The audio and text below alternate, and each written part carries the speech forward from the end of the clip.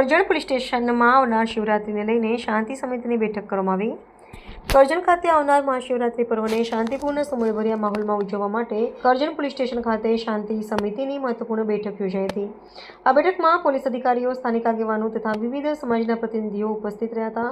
બેઠક દરમિયાન પર્વ દરમિયાન કાયદો અને વ્યવસ્થા જાળવવા, ટ્રાફિક નિયંત્રણ, સુરક્ષા વ્યવસ્થા તેમજ અફવાઓ સામે સાવચેતી રાખવા અંગે વિસ્તૃત ચર્ચા કરવામાં આવી હતી। પોલીસ તંત્ર દ્વારા ઉપસ્થિત સભ્યોને શાંતિ, સહકાર અને જવાબદારીપૂર્ણ વેતન જાળવવા અનુરોધ કરવામાં આવ્યો હતો। અધિકારીઓએ જણાવ્યું હતું કે મહાશિવરાત્રી દરમિયાન જાહેર સુરક્ષાને સુનિશ્ચિત કરવા પૂરતી પોલીસ બંદોબસ્ત ગોઠવવામાં આવશે અને કોઈપણ અનિચ્છનીય બનાવો સામે કડક કાર્યવાહી હાથ ધરાશે।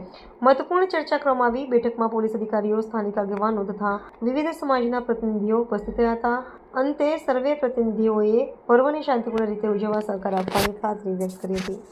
કરજણ પોલીસ સ્ટેશનમાં આવનાર શિવરાત્રિના તહેવાર અનુસંધાને કરજણ નગરમાં જે 3 શોભાયાત્રાઓ નીકળે છે એના માટે શાંતિ સમિતિની મિટિંગ રાખવામાં આવેલ।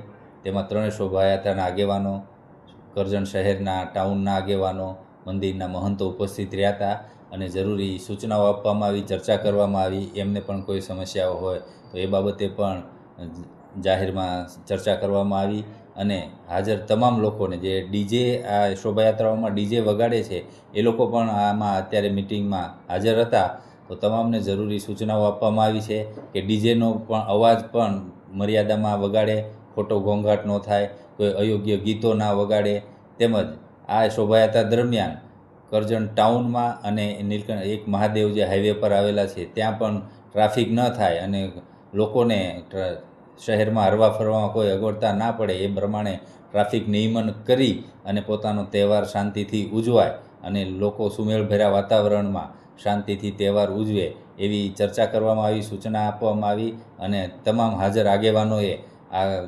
મહાશિવરાત્રિનો તહેવાર ખૂબ જ શાંતિથી ઉજવાશે તેઓ ખૂબ સહકારથી સાથે રહી અને આ તહેવાર ઉજવશે એવી ખાતરી આપી અને ત્યારબાદ જાહેરમાં ચર્ચા બધી કરી અને મિટિંગ પૂર્ણ કરવામાં આવી છે।